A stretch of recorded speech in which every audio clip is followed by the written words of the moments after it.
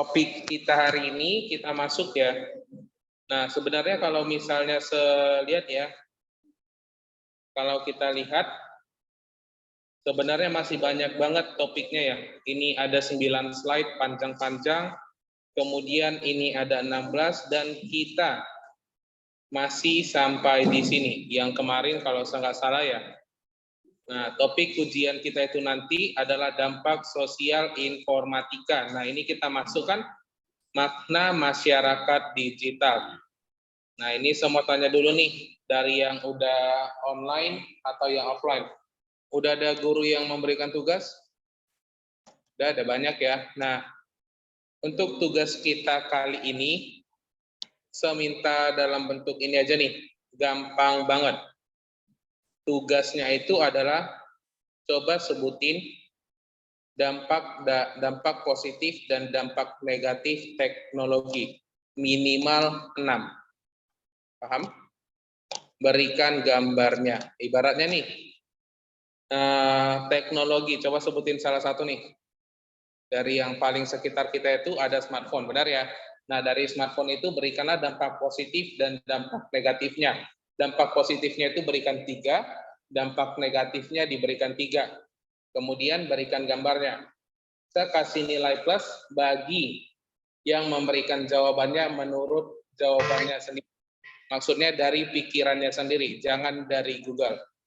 Oke, nah kalau saya tanya nih, paham nggak, berbeda nggak kalau misalnya jawaban dari Google dengan jawaban kita sendiri? Berbeda ya. Nah, jadi saya berikan nilai plus lagi jika misalnya kita memberikan jawaban dengan jawaban kita sendiri. Oke, dikerjakan bukan ditulis karena kan perlu gambar, dibuat di dalam Microsoft Word boleh, dan dalam bentuk PDF juga boleh. Untuk tugasnya ada yang mau ditanyain? Gimana? Dari yang online nih, ada 16 orang nih. Ada yang mau ditanyain tentang tugasnya nih. Tugasnya sekali lagi saya bilang dampak positif dan dampak negatif teknologi. Jadi minimal ada 6 teknologi, kemudian dampak positifnya berikan 3, dampak negatifnya berikan 3, kerjakan di dalam komputer atau handphone. Kita juga kemarin udah belajar yang namanya Google Docs, benar ya? Kita juga belajar dalam Google Docs, di situ juga boleh dibuat, dikirim ke dalam Google Classroom. Oke. Untuk tugas, sekali lagi saya tanya, ada yang mau ditanyain? Paham semua ya? Gampang ya? Tinggal cari di internet tentang teknologinya apa, kemudian dikerjakan. Oke, ini kita lanjut ya. Ini kita main cepat aja. Terakhir kita sampai di sini. Untuk di kelas 7A, 7B kan saya yang pegang. 7C, 7D, itu mereka sudah masuk di PowerPoint yang kedua, dan kita sudah ketinggalan ya. Ketinggalan padahal saya yang buat materinya nih. Oke. Nah, ini kita lanjut lagi materinya. Nah, si kakek ini berkata, Alvin Toffler menyatakan bahwa perubahan sosial dalam masyarakat digital akan terus berkembang. Setuju atau tidak? Setuju ya? Nah, jadi contohnya dari handphone, mulai dari handphone lempar anjing, ya misalnya handphone Nokia yang tebal seperti begini, sampai handphone sekarang disebut juga smartphone digital. Kemudian nanti makin berkembang lagi, seperti di dalam film Iron Man atau Avenger. Percaya nggak kalau misalnya ada handphone nanti tidak ada fisiknya lagi? Percaya? Misalnya yang hanya layar begini aja, dari tangan kita bisa keluar, ada yang percaya? Percaya ya. Kemudian dari mobil. Mobil itu sekarang dari dulu menggunakan bahan bakar bensin. Sekarang udah ada inovatif baru yang menggunakan bahan bakar listrik. Kemudian percaya nggak kalau misalnya di kemudian hari bakalan ada mobil terbang? Percaya? Percaya, itu sebuah teknologi. Nah, di minggu lalu saya sudah bilang, kalau saya bilang begini, minggu depan itu kiamat, ada yang percaya? Gimana? Ada yang percaya? Kenapa tidak percaya? Sedangkan kedua tadi tentang teknologi percaya. Ayo, tadi saya bilang ya, dari handphone Yang tidak ada fisiknya katanya percaya, padahal masih belum terjadi. Kemudian yang kedua, mobil terbang udah ada atau belum? Belum ya. Dan itu percaya. Kalau misalnya yang ketiga, sebilang minggu depan kiamat, kenapa tidak percaya? Kalau kiamat kan kita belum tahu, Sar. Oke, karena kita belum tahu jadi kalau misalnya mobil terbang berarti masih ada kemungkinan tidak terjadi, benar ya? Nah, kebanyakan manusia itu mengambil hal positif, membuang hal negatifnya. Itu sudah hukum alam, benar atau salah? Benar ya? Sekali lagi saya tanya, ada yang percaya zodiak? Ada yang percaya zodiak atau apapun itu yang tentang rumor-rumor dari tanggal lahir? Kalau misal tanggal lahir ini, katanya di hari ini adalah hari keberuntungannya, ada yang percaya? Nah, oke, ya. Nah, saya memang tidak percaya tentang itu, tapi saya sering baca. Bacanya itu mengambil hal positifnya dan memberikan untuk semangat buat kita, dan hal negatifnya itu sebuang. Contohnya, katanya di tahun ini, di tanggal 9 atau Taurus berkata bahwa tahun ini adalah tahun keberuntungan, mendapatkan rezeki yang melimpah. Tetapi di bagian kesehatannya lagi kurang turun atau bisa sakit-sakitan. Nah, biasanya kebanyakan manusia mengambil hal positifnya, membuang hal negatifnya. Itu udah hukum alamnya, benar ya? Nah, jadi ini kita lanjut lagi. Nah, oke, ini yang dari tik. Oke, nah di bagian teknologi di gelombang pertama terjadi antara tahun 8000 SM sampai 1700 SM. Apa itu SM? Benar ya? Sebelum Masehi, dan disebut sebagai gelombang pembaharuan. Manusia menemukan dan juga menerapkan teknologi pertanian dan tanah sebagai dasar bagi kegiatan ekonomi, kehidupan sosial budaya, serta struktur sosial dan politik.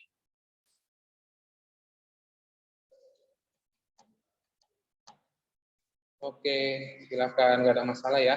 Nah, jika kita ketahui dari gambar ini, teknologi di bidang pertanian dari zaman dahulu, mereka menggunakan tas punggung, itu berisi cairan-cairan, sedangkan teknologi ini makin lama makin berkembang, hingga saat ini menggunakan yang namanya apa nih yang terbang? Drone, benar ya? Mereka menggunakan drone, tinggal hanya di dalam satu lokasi seperti begini, drone-nya yang akan menyemprotkan sebuah cairan. Nah, cairannya itu berada di dalam yang kotak putih ini ya. Oke, ini saya jelasin sedikit aja, karena nanti materi kita nggak cukup untuk di bahan ujian kita. Nah, gelombang kedua. Pada gelombang ini, manusia beralih pada energi lain, seperti minyak, batu bara, dan gas. Pada gelombang kedua, mulai ditemukan mesin uap yang kemudian dipadukan dengan pabrik yang menghasilkan barang produksi bersifat massal. Nah, siapa di sini yang pernah main-main ke pabrik?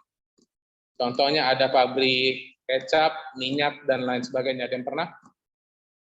Nah, kalau misalnya main-main ke pabrik, lebih banyak manusianya atau robot? Atau mesin yang mengerjakan? Mesin ya. Di zaman dahulu, apakah mesin yang bekerja atau manusia?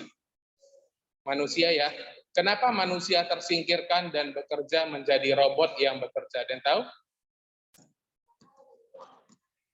Ayo, contoh nih.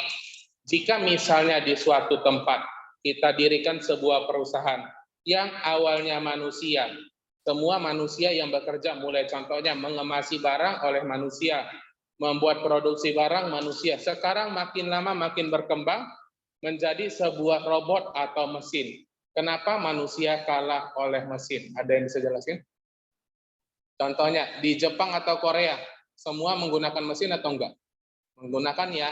Di YouTube bahkan sekarang para chef-nya pun diganti oleh sebuah robot atau mesin. Siapa yang pernah lihat di Instagram, YouTube, sosial media, dan lain sebagainya?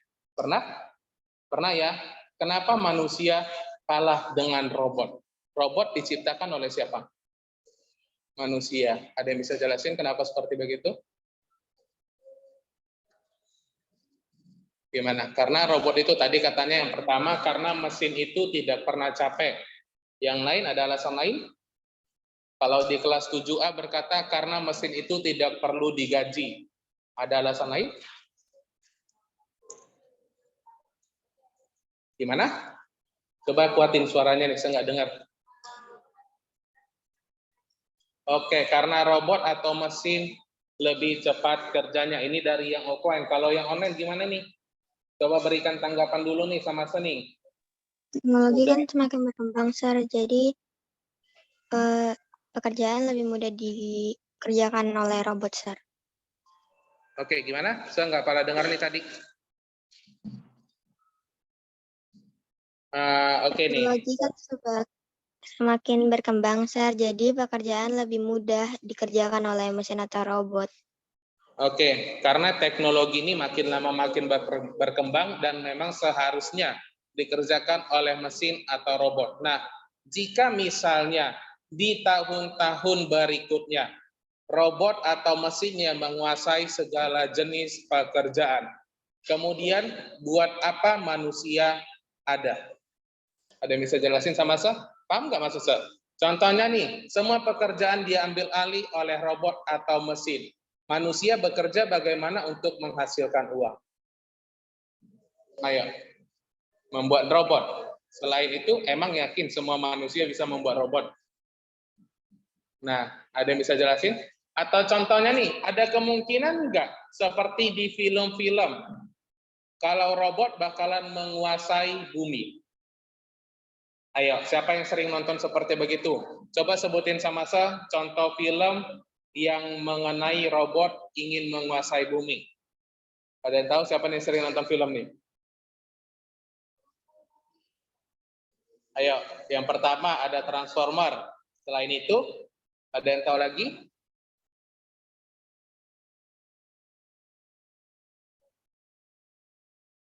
Robot itu multifungsi, bisa apa bisa? Oke, nah alasan sebenarnya kenapa di dalam pekerjaan pabrik itu lebih menggunakan mesin atau robot karena mereka sudah terprogram.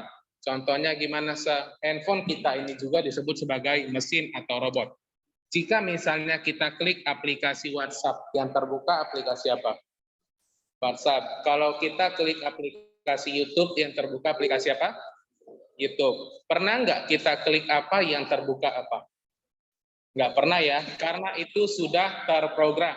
Jadi contohnya, si bagian mesin ini, mereka mengerjakan alat seperti begini. Jika mengerjakan yang lain, mereka pasti nurut. Benar ya, mereka nurut karena hanya terprogram. Jika manusia diberikan tugas tambahan, apa yang pertama kali dilakukan? Contohnya, kita disuruh oleh mama atau papa kita untuk melakukan tugas yang seharusnya adik yang kerjakan. Apa yang pertama kali dilakukan oleh kita? Gimana? Ada yang tahu? Gimana? Yang pertama, membantah, benar? Kemudian mengeluh. Setuju atau tidak? Setuju ya? Nah, kok aku pula yang ngerjain, Mak? Seharusnya itu tugas adik yang nyuci piring hari ini. Nah, itulah yang membuat kenapa sifat manusia itu jelek, sedangkan diganti oleh si mesin atau robot. Karena robot ini tidak perlu digaji, tidak perlu capek, maka dia tinggal diproses, diprogram, hanya tinggal membutuhkan listrik, maka dia akan mengerjakan sesuatu dengan lapang dada. Karena mereka tidak mempunyai namanya otak dan hati. Benar ya?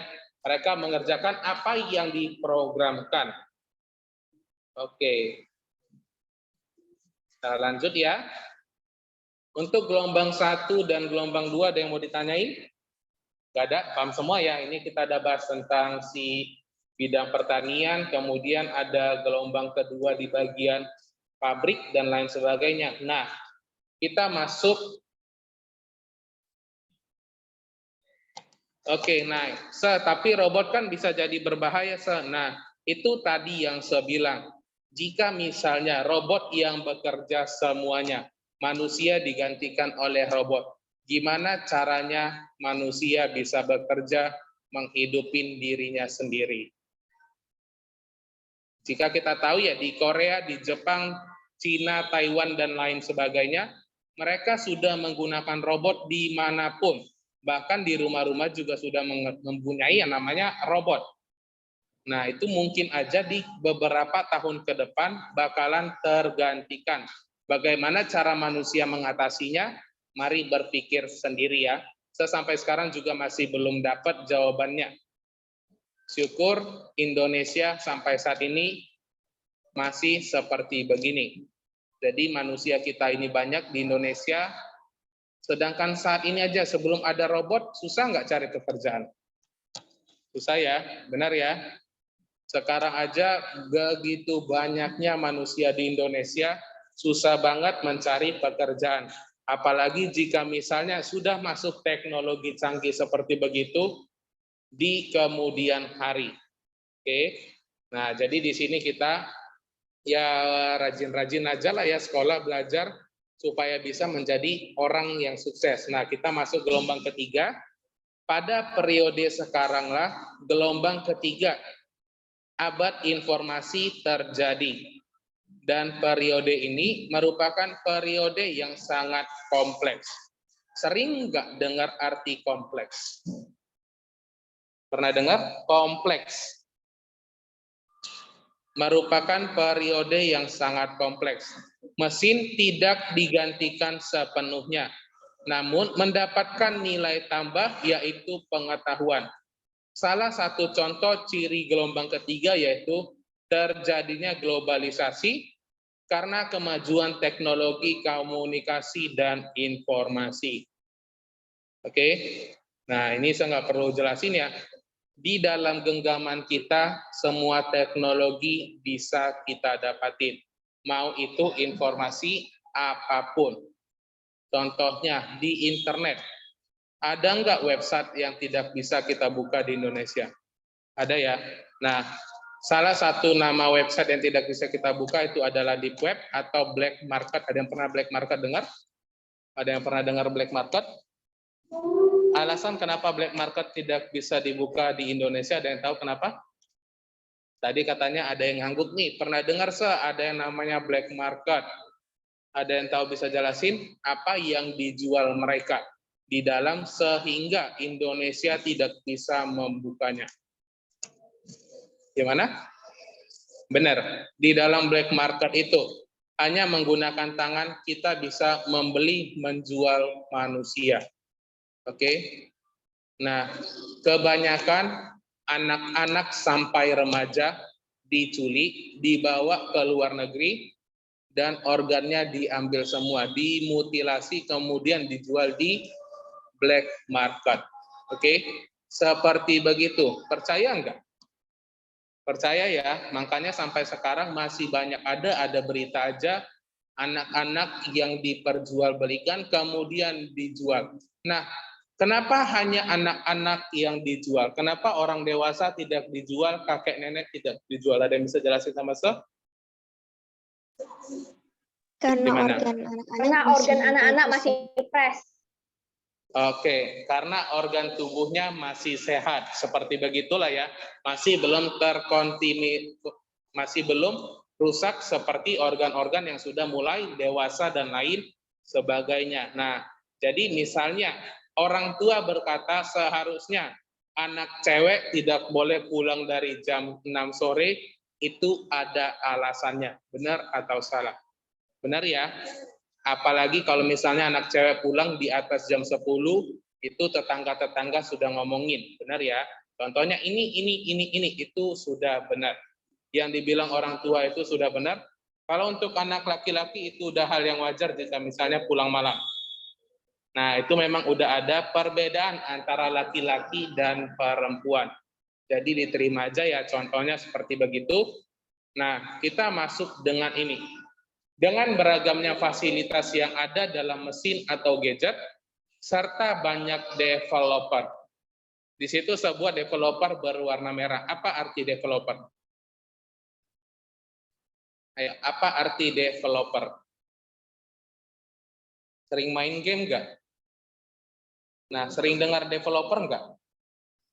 Apa arti developer? Oke, benar. Arti developer itu adalah pencipta atau pembuat gamenya. Kalau misalnya ada main atau grandmasternya atau GM-nya. Nah, developer itulah seperti begitu. Mereka lah yang menciptakan atau membuat si gamenya. Oke? Yang mau memberikan produk kreativitasnya dalam dunia online masyarakat, jadi terbantu untuk bisa mengakses semua yang mereka cari dan mereka butuhkan. Manusia bersaing enggak di antara manusia lainnya? Contohnya nih, di antara kamu semua yang di sini, saling bersaing enggak satu sama lain dalam hal sekecil apapun? Contohnya, mendapatkan nilai 100, atau juara gini, atau yang lainnya, bersaing enggak? Bersaingnya, dan bukan hanya di manusia, bahkan di dalam ciptaan si developer ini pun mereka bersaing. Coba sebutin aplikasi yang bisa untuk chattingan, teleponan, video call. Yang pertama ada WhatsApp, kemudian ada apa lagi nih dari yang online dulu nih, saya tanya nih. Kayak selain WhatsApp yang bisa untuk chattingan, teleponan, video call. Ada Telegram, kemudian ada Line, ada Messenger, Facebook ya, Messenger Facebook, kemudian ada apa lagi nih? Instagram. Oke, dari kelima fungsi ini, mana yang paling nomor 1 menurut kita?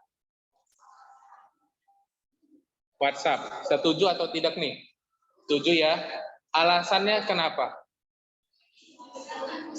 Gimana? Oke, benar ya, WhatsApp yang paling banyak digunakan saat ini atau yang paling populer? Benar ya, WhatsApp yang paling populer digunakan untuk saat ini.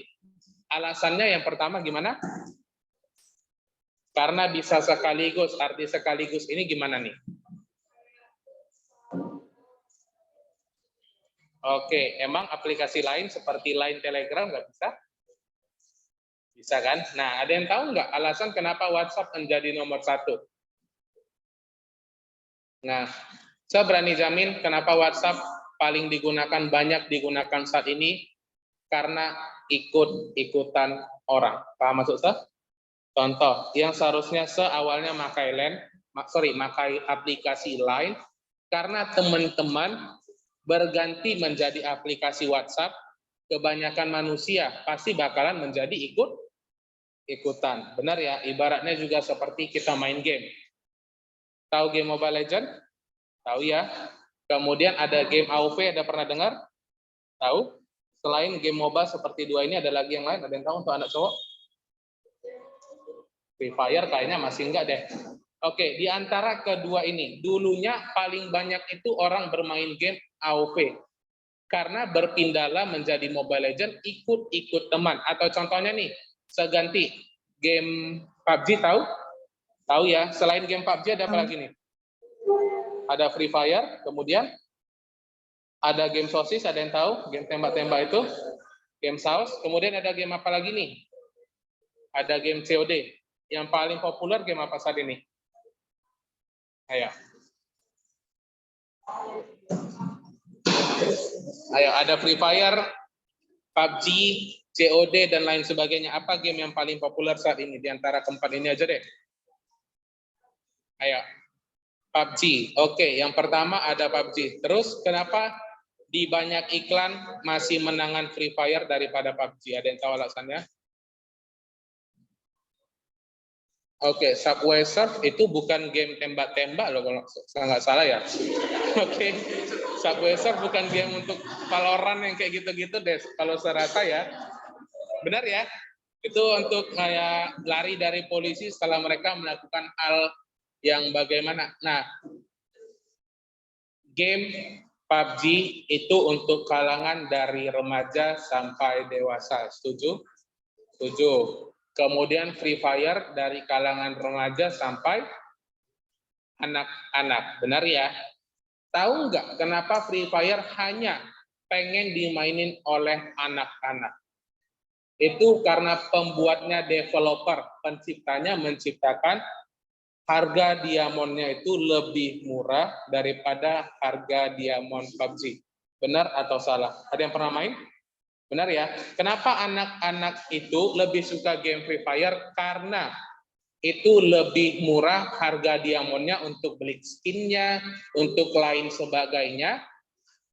Makanya anak-anak lebih suka. Sedangkan game PUBG itu untuk diamondnya itu adalah menyeluruh. Jadi semua, misalnya kita tinggal pun di Malaysia, Singapura, dan selainnya, itu harga diamondnya sama dengan harga dimanapun. Nah, itu adalah sesuatu kelebihan dari developer. Makanya di sini dibuat adalah memberikan produk kreativitas dalam dunia online. Mereka bersaing.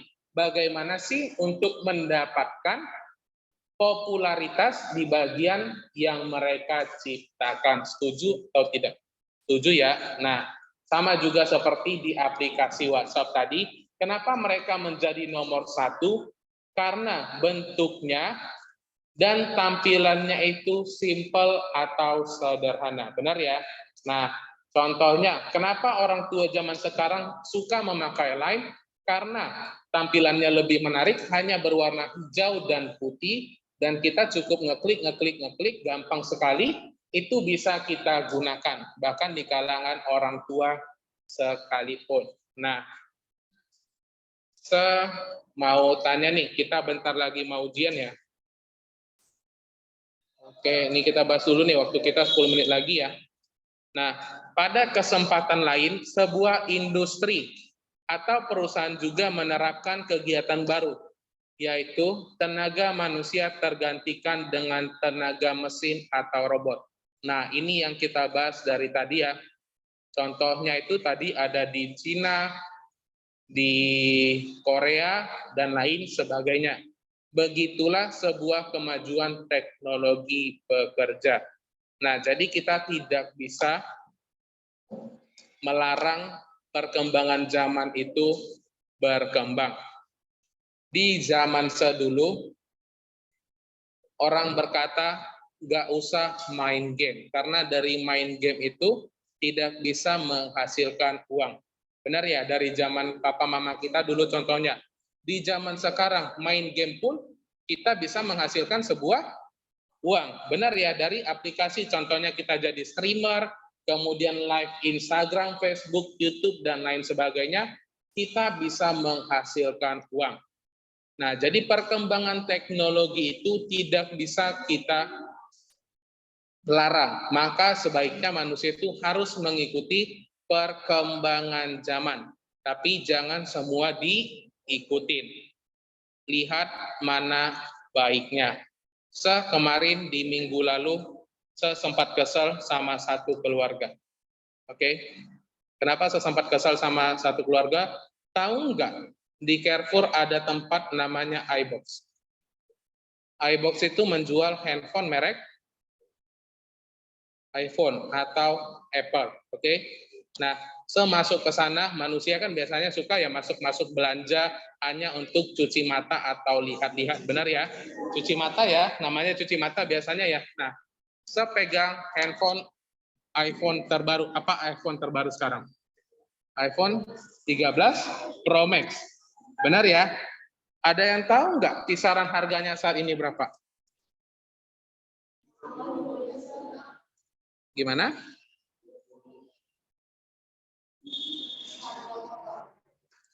Harga sekarang itu sekitaran 21 sampai 23 juta.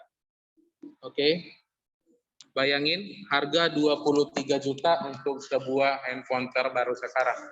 Nah, semasuk pegang-pegang handphonenya biasanya dilayanin oleh sales. Benar?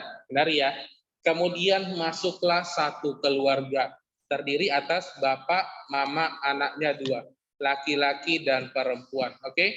Mereka masuk satu keluarga otomatis dilayanin oleh sales. Benar ya? Karena masuk rame-rame. Nah, ketika mereka masuk megang handphonenya, saya nggak tahu gimana itu. Salesnya berkata, halo Pak, mau beli handphone apa?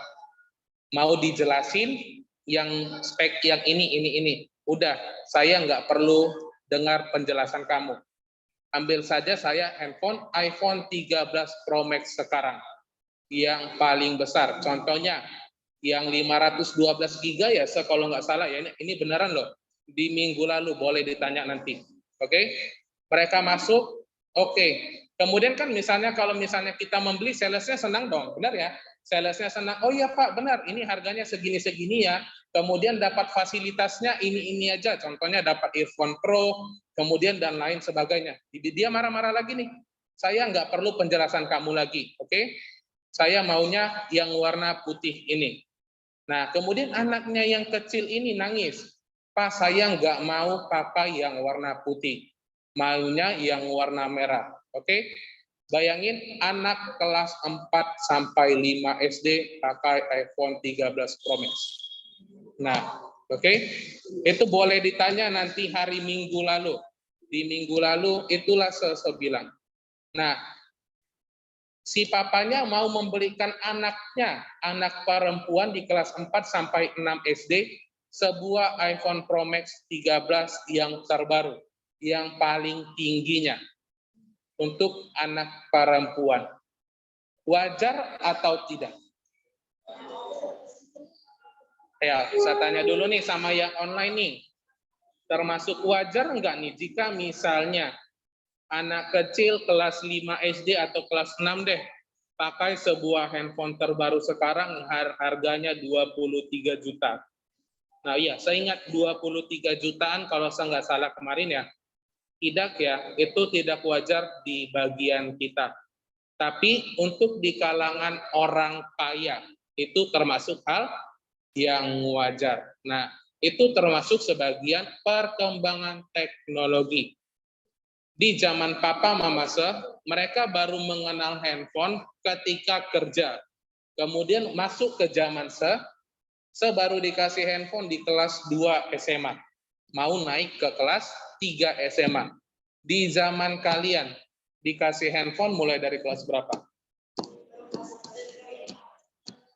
Ayo, dari ada yang kelas 4. Ada yang kelas 4 SD, yang lain gimana nih dari yang online?